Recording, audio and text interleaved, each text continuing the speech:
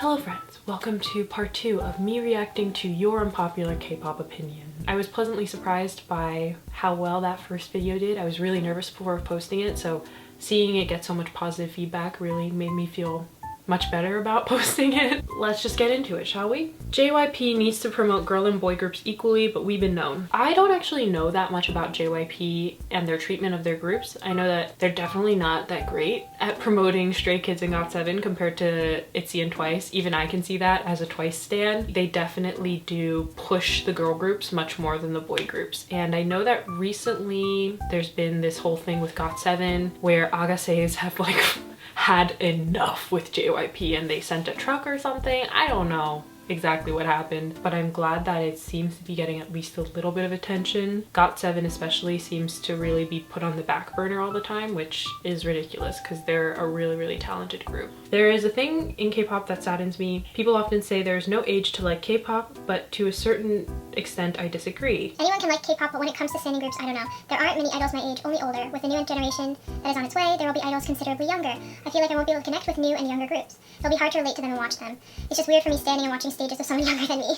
I feel like once the groups I stand break apart, I will no longer be able to stand other groups. So the age thing is something that bothered me once idols started getting much younger than me, but I do have to say you kind of get used to it, or at least I've gotten used to it at this point. You know, the idols that are my age, they're still active and their groups are still active. I was born in 1997, so I would say I'm right in like the average age of like a third gen idol. So the groups that are my age are still, like I said, active and everything. But I did feel this way back in like 2016, 2017 when idols that were younger than me started debuting. I really didn't like it. It made me feel old. I didn't like it at all. I had a freaking heart attack when I found out that Jungkook was the same age as me because I was so used to idols being older than me. That's actually the main reason that I avoided looking into 17 for so long, is because they had idols that were younger than me. And up until the point where I started standing 17, all of the groups that I had gotten into all had idols that were older than me or the same age as me. The one exception was Red Velvet. Once I really looked into 17 and they were so special and so different, and once you find a group like that, the age doesn't matter at all. But I definitely can't blame you for feeling that way. Age can be hard in that sense, yeah. There is no need whatsoever to bring down another group to bring yours up. I wish that more people realized this, but unfortunately there are just certain people who really feel like in order to validate their own groups that they like, they feel the need to shit on other groups. And I think it has to do with jealousy or insecurity. The truth of the matter is there can be more than one good group. Just because your group is good doesn't mean every single other group sucks, you know? But some people are just immature. K-pop stans need to accept the fact that there will be some people that won't like an idol or group because of something problematic that they've said or done, regardless of if they apologized or if it happened a long time ago. There will be some things people find excusable and unacceptable compared to others. I really don't like when people tell other people how to feel, how they should feel, how they should go about accepting an apology. Like if somebody doesn't want to accept an apology, doesn't feel ready to accept an apology, who are you to tell them what they should or should not feel? Especially if you're not part of the group that was directly affected by something that an idol has said. Like if you are not a part of that group, you have no business telling another person from that group how they should or should not react to that situation, because it's such a personal thing. You know, cancel culture has definitely gotten out of hand recently, so I think it's important not to cancel every single idol for every single problematic thing that they've done, because then we would be canceling literally every single idol that has ever existed, to be honest. But if you want to unstand a group because they've done something that really hurt you, that's a personal decision. Don't let anyone tell you what you should or should not feel about that situation. K-pop boy groups lately are severely lacking in cute, playful concepts. Stuff like 17's Left and Right, Pentagon's Shine, Stray Kids' Awkward Silence, TXT's Crown, NCT's Touch. I'd love to see more of it. Also related, but that kind of concept isn't bad or out of style like I see a lot of unpopular opinion channels say. Totally agree. As I've mentioned many times in the past, I am a soft stan. I love cute or like softer concepts. I was a huge fan of NCT's Touch. It's still one of my favorite NCT 127 comebacks. So I would love to see more of that in general. That's why I love 17 so much.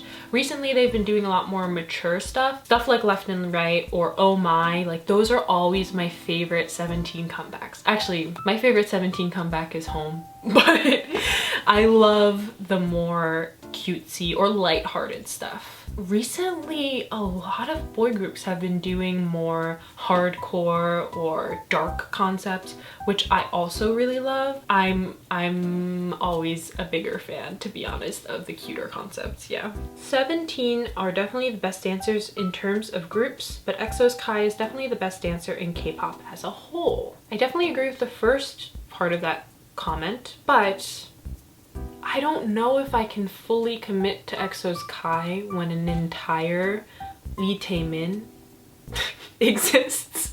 I think Taemin is the best dancer in K-pop right now. Sorry. I definitely agree that Kai is one of the best, but for me, it's gotta be Taemin. I'm happy that OT7 Dream is back, but I think people are forgetting it's gonna be a rotational unit, so there are comebacks that won't be OT7. I just don't understand why SM won't make them a real fixed unit. I got a lot of comments about this, people saying that they just want NCT Dream to be a fixed unit, not rotational. But here's the thing.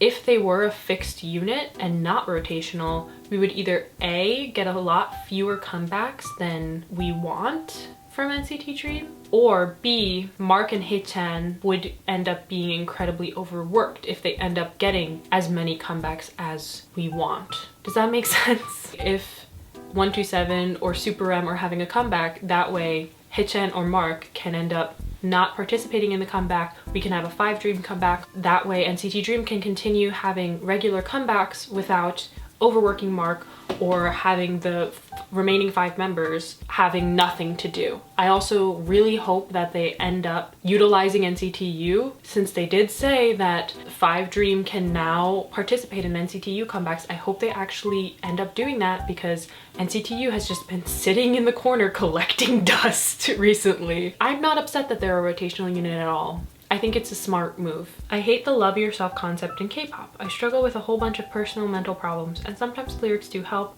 but then we get the exact same idols that sing it starving themselves. It comes off a bit hypocritical and has become something that I can no longer listen to. The question here becomes, do we think that idols need to fully, truly believe the message that they are conveying in their songs? I personally don't really think that idols need to. That's not a requirement for me personally, but I totally see why you can no longer listen to it, because it's true that a lot of K-pop idols have a lot of self-image issues and self-worth issues, and it's really terrible, but can you blame them when you think about the industry that they are in and how much it relies on beauty and on, you know, weight and things like that? Like, I can't blame them for feeling that way and feeling self-conscious. But I still think this is a very valid opinion to have, and like I said, I don't blame you for feeling that way. Stray Kids has one of, if not the best rap line in their generation of groups. So Stray Kids is 4th gen, right? I agree. I'm still not completely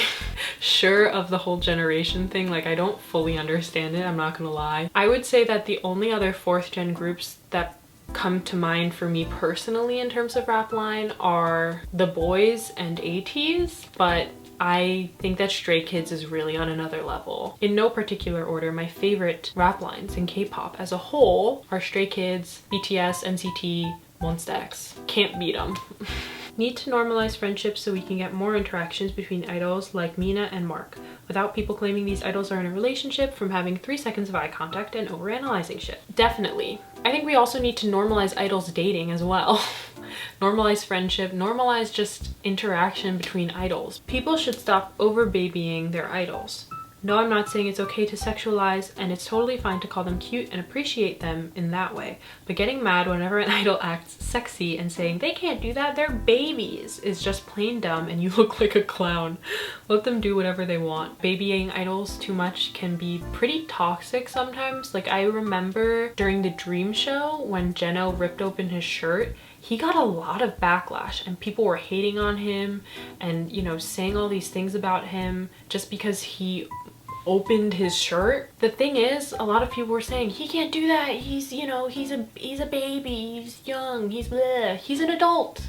He's an adult and he can do whatever the hell he wants. If he wants to act more mature, if he wants to act more sexy, he can do whatever the hell he wants. I just don't understand why people thought the right way to deal with that, to deal with their own shock of their baby showing skin, was to immediately hate on him. NCTU could have been such a great concept if SM actually did stuff with the unit. Absolutely agree. Boss is the most viewed NCT music video. It's NCTU. And yet, SM has not done a single thing with the unit in terms of real comebacks since Boss. They have done like NCTU stuff, but it hasn't been actual comebacks, and it just doesn't make any sense because the unit has so much potential. They have the most viewed, most popular music video for NCT, and yet you're just letting it go to waste. Not only that, but there have been times since Boss where there have been multiple members with nothing to do, no activities, no comebacks, no nothing, where they definitely could have been thrown into an NCTU unit and had a comeback and had something to do, and it could have been such a good unit. Just because you've been standing a group for longer doesn't make you any better fan. Yeah, fully agree. I think it's okay to feel proud of the fact that you have been a fan of a group for a long time. I think that's fine.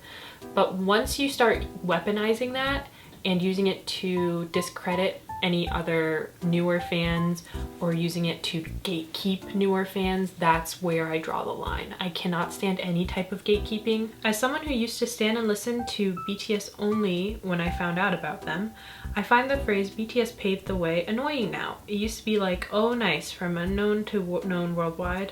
I was proud, but now the fandom uses it as a way to brag and downplay other groups' achievements and hard work in the industry. And then, oh well, they wouldn't be here without BTS's help. It's just irritating. I have a couple thoughts on this comment.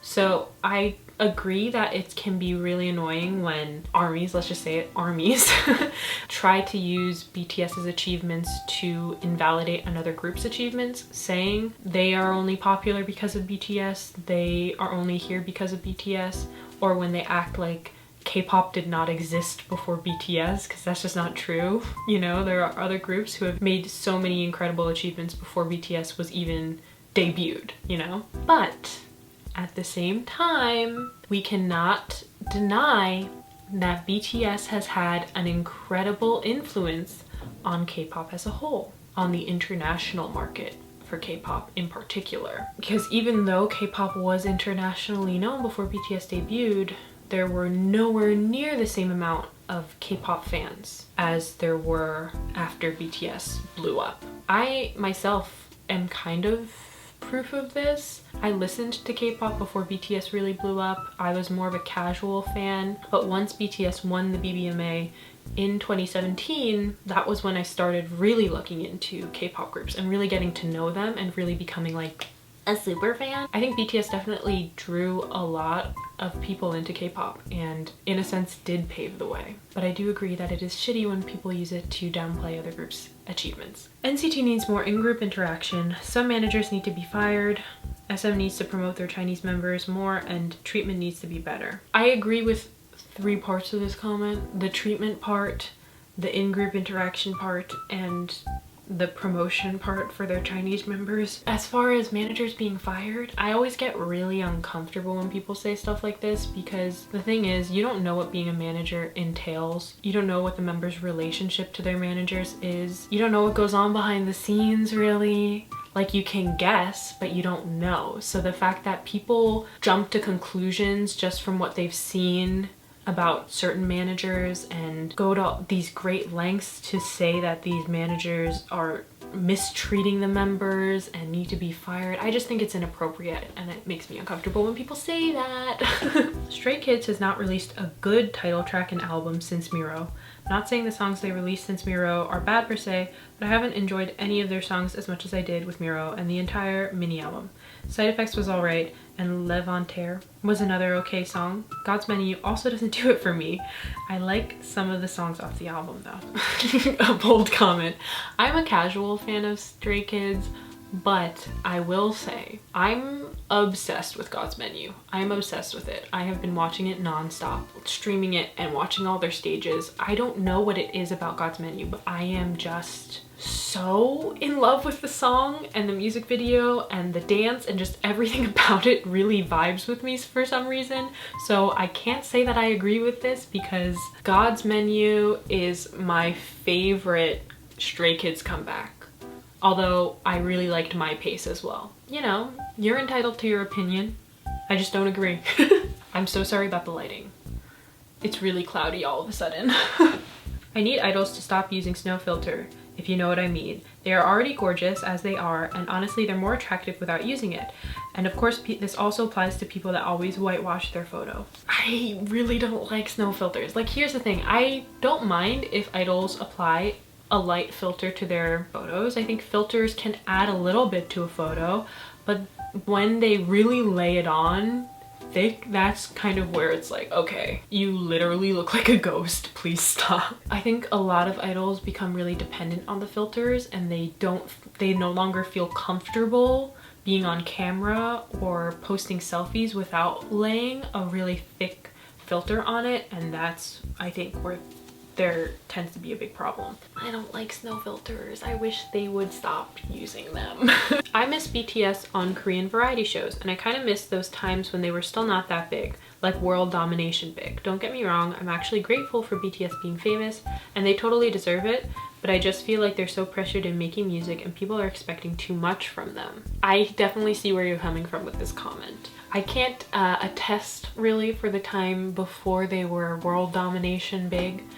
I listened to BTS before then, but I wasn't like a huge BTS fan. But I agree that they probably have so much pressure on them right now. They're so visible and they're so young, and I can't imagine what it must be like to be that famous and that well known around the world and being such a household name and being so young, and it probably messes with their mental health and just like everything. That's an insane amount of pressure, so I hope that they're dealing with it somehow. I don't know, going to therapy or something. When a group gets a ton of promotions and activities, their fans say their company is overworking them and exploiting them, but if they get minimal promotions, they say the company is not promoting them.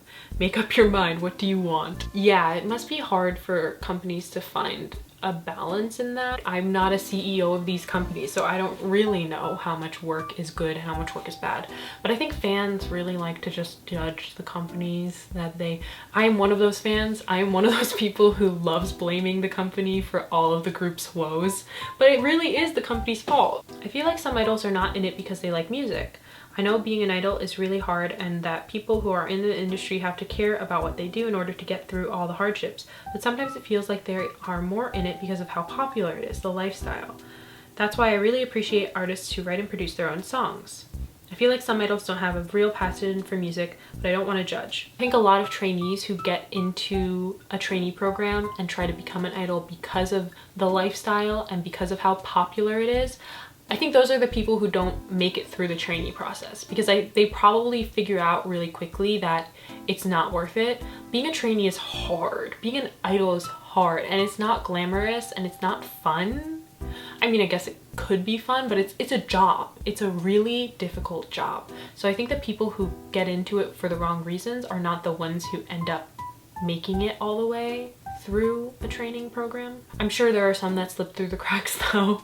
I don't know how often this happens, but I do know that occasionally an idol will debut in an idol group without actually really initially wanting to be an idol. Agencies have different training programs. So sometimes they'll have a modeling training program and an acting training program and an idol training program.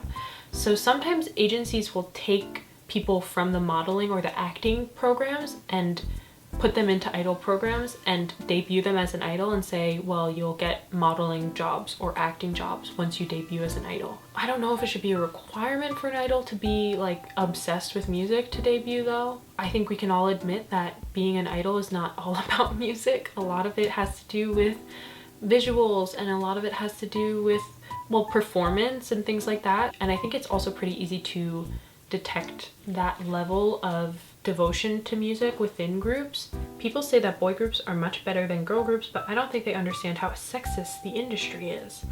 A lot of girl groups sound and look the same because most aren't allowed the opportunity to do something that isn't cute, sexy, or showing a lot of skin. Yeah, yeah.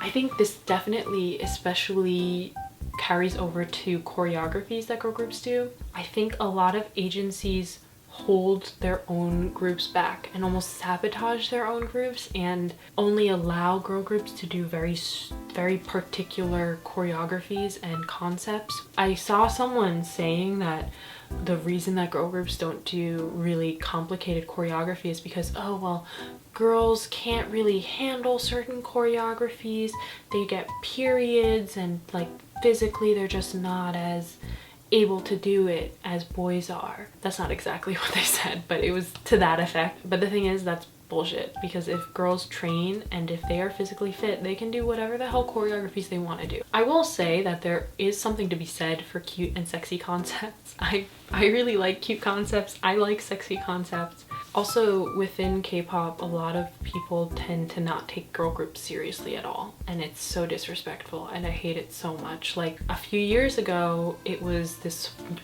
hilarious thing for guy groups to cover girl groups and put on wigs and act super girly and like flip their hair and like do these stupid little delicate dances, and it's like, we get it, just say you hate women. I don't know, it's just, I'm so glad that that trend has passed and that boy groups nowadays really do very respectfully cover girl group dances and songs and everything like that, because I could not stand that back in the day when guy groups would cover girl groups and make a joke out of it. Streaming should stop or at least be taken down a few notches. I want to see comments that are funny, but in NCT's most recent comebacks it's been a lot about streaming and the rest in other languages. I'm not gonna complain about seeing comments in other languages. English and Korean are not the only two languages that K-pop fans speak, but fully agree with the streaming thing. Ooh, I understand the culture that surrounds streaming. I understand the desire